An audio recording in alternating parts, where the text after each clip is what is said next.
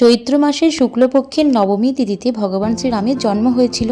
আমরা রামায়ণ পড়েছি আর সেখান থেকে এইটুকুটা আমরা জানতে পারি যে ভগবান শ্রীরাম কত বড় একজন মানুষ ছিলেন। উনি যেরকম সুন্দর রাজা ছিলেন, প্রজাদের কথা সবসময় চিন্তা করতেন, আর সেরকমই এমন একজন সন্তান ছিলেন যে বাবার একটি মাত্র কথা রাখতে 14 বছরের জন্য বনবাসে চলে গেলেন। আর সীতা মায়ের থেকে আমাদের অনেক কিছু শেখার আছে। উনি সমস্ত কিছু বিলাস বৈভব সব কিছু ছেড়ে উনিও কিন্তু স্বামীর সাথে 14 বছর বনবাসে কাটিয়েছিলেন। সবথেকে বড় কথা, উনি এমন একজন বৌমা ছিলেন যিনি শ্বশুরের মৃত্যুর পর নিজে হাতে শ্বশুরকে পিণ্ডদান করেছিলেন। অনেক কিছু শেখা যায়। আর লক্ষ্মণ তো এমনই একজন ভাইয়ের পরিচয় দিয়েছে, মানে এখনও পর্যন্ত উদাহরণস্বরূপ আমরা সেই লক্ষ্মণের মতো ভাই, এটাই কিন্তু সমাজকে বলে রাখি।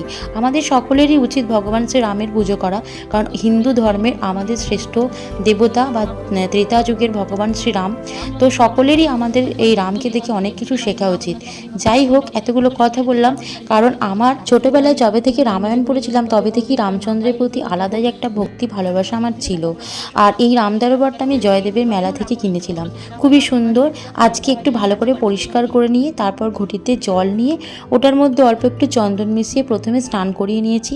আর রামচন্দ্র যেহেতু স্বয়ং বিষ্ণুর অবতার, তাই তুলসী পাতা দিয়ে পুজো করে নিয়েছি। আর রামের কথা বললে একজনের কথা না বললে হয় না, সেটা হচ্ছে হনুমান বজরংবলী।